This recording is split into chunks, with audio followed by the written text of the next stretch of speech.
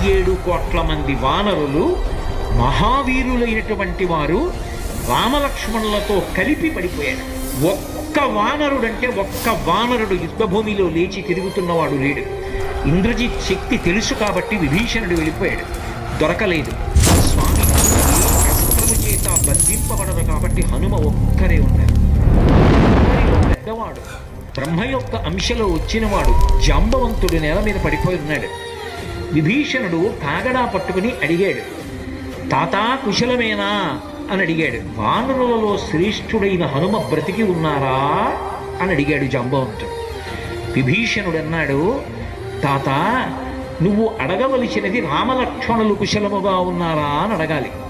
హనుమ కుశలముగా ఉన్నారా అని అడిగారేం తాత అని అడిగారు. మొత్తం వానరులు రామలక్ష్మణులతో కలిసి పడిపోయినా కూడా నష్టం లేదు. హనుమ